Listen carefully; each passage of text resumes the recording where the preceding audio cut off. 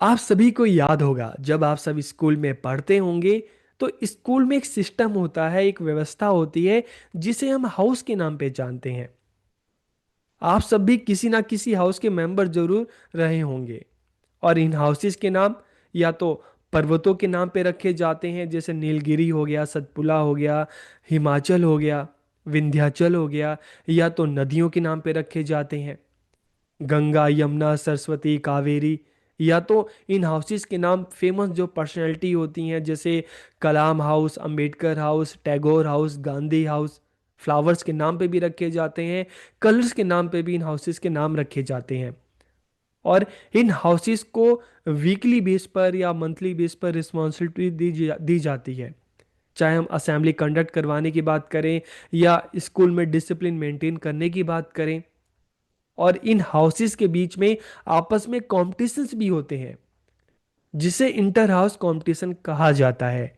और आज के इस वीडियो में हेल्थ एंड फिजिकल एजुकेशन में हम इंटर हाउस कंपटीशन की ही बात करेंगे। इसके मीनिंग के बारे में जानेंगे, टाइप्स के बारे में जानेंगे, इंपॉर्टेंस के बारे में जानेंगे, ऑब्जेक्टिव्स के बारे में जानेंगे। तो आज की इस वीडियो में हम इन सभी पॉइंट्स को कवर करने वाले हैं। तो वीडियो को पूरा देखिए और लास्ट में कमेंट करके जरूर बताइएगा कि वीडियो आपको कैसी लगी। तो वीडियो को हम शुरू करते हैं। आज का हमारा टॉपिक है inter house competition, meaning, types and importance. तो सबसे पहला पॉइंट हमारे सामने है कि what is an inter house competition. Inter house प्रतियोगिता किसे कहते हैं। अभी तक आप समझ चुके होंगे कि इंटर हाउस कंपटीशन होता क्या है।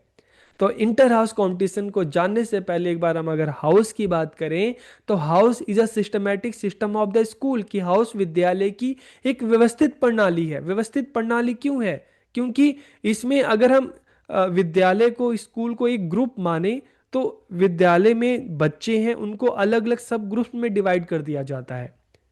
किसी स्कूल में 4 हाउस होते हैं, किसी स्कूल में 6 हाउस होते हैं। तो student in the school are divided into small sub groups. और इन सब ग्रुप्स को, इन उप समूहों को किस नाम से जाना जाता है? हाउस के नाम से जाना जाता है। और इन हाउसेस के नाम रिवर्स के नाम पे पड़ते हैं, माउंटेन्स के नाम पे रखे जाते हैं, फेमस पर्सनालिटीज के नाम पे रखे जाते हैं, बर्ड्स के नाम से रखे जाते हैं, फ्लावर्स के नाम पे रखे जाते हैं।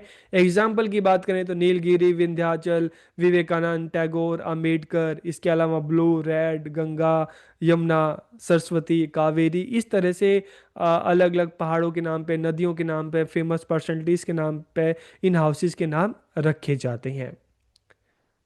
Each house has its on dress code and colour. बहुत सारे हम पब्लिक स्कूल्स को देखते हैं तो वहाँ पे अलग अलग हाउस के अपने ड्रेस कोड होते हैं, अलग अलग कलर्स होते हैं।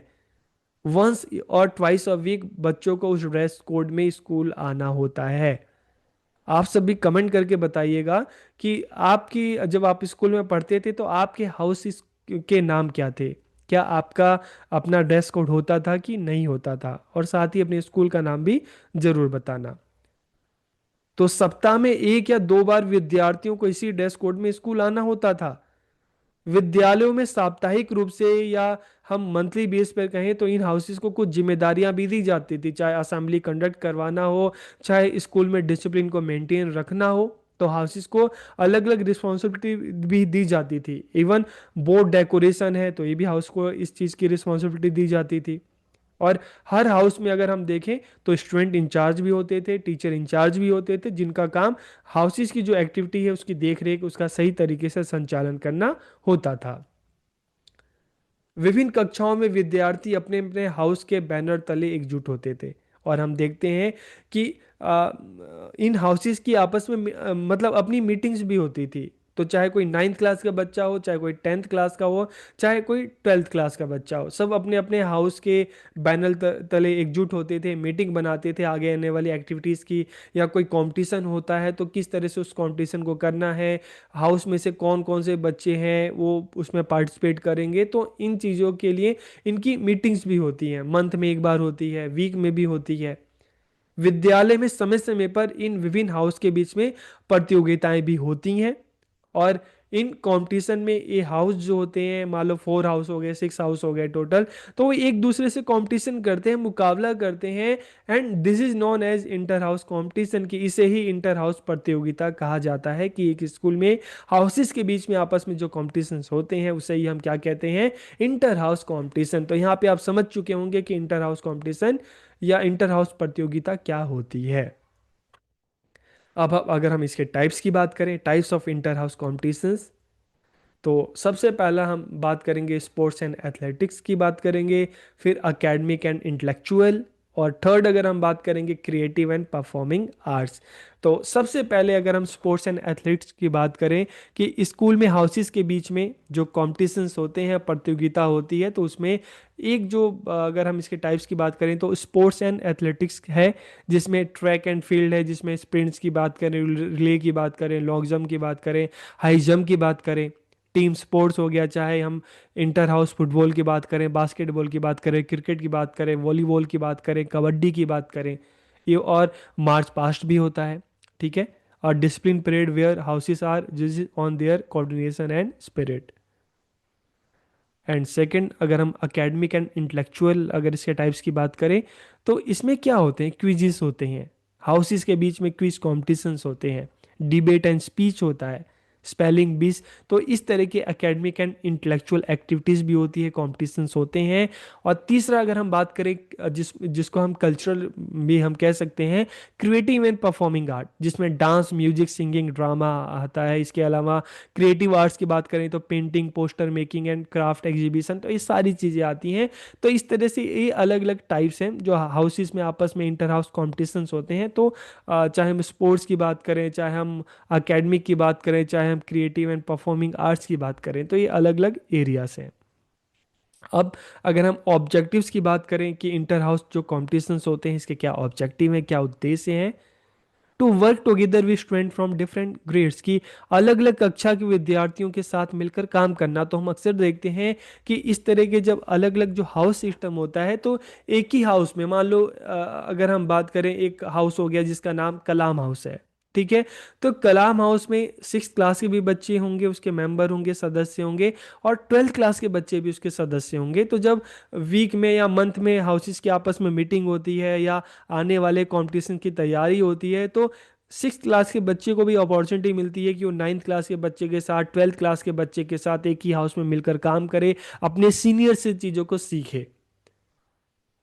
To give our older student the opportunity to lead and mentor younger housemates, की बड़े विद्यार्थियों को जो बड़ी कक्षाओं में हैं, उनको छोटे हाउसमेट्स को लीड करने और मेंटर करने का मौका मिलता है, और छोटे क्लासेस के बच्चों को अपने से जो सीनियर है उनके से सीखने का मौका मिलता है। इसके अलावा विद्यार्थियों को सिखाना कि जीत को विनम्रता से और हार को इज्जत से कैसे स्वीकार करें। To ensure collective participation of all student, की इस चीज को भी एंश्योर करना है कि हाउस में सभी जितने भी बच्चे हैं सभी अलग अलग इवेंट्स में पार्टिसिपेट करें। और to identify the talent, talent को पहचानना कि किस हाउस में कौन कौन से बच्चे हैं जो किस स्पोर्ट्स में, किस गेम में बहुत अच्छा करते हैं। अब हम बात करते हैं importance of inter house competition की। इंटर हाउस प्रतियोगिताओं का क्या महत्व है। इंटर हाउस प्रतियोगिताएं विद्यालय के अनुभव की जान होती हैं। ठीक है। अब देखिए बहुत अच्छी बात है, हम क्यों कह रहे हैं कि inter house competition are the very soul of the school experience, की इंटर हाउस प्रतियोगिताएं विद्यालय के अनुभव की जान होती हैं। क्योंकि हम जब स्कूल की बात करते हैं तो स्कूल को हम कहते हैं मिनिएचर ऑफ सोसाइटी। बच्चों को स्कूल में लाया जाता है ताकि बच्चा एजुकेशन लेके बच्चों को सोसाइटी के लिए तैयार किया जा सके।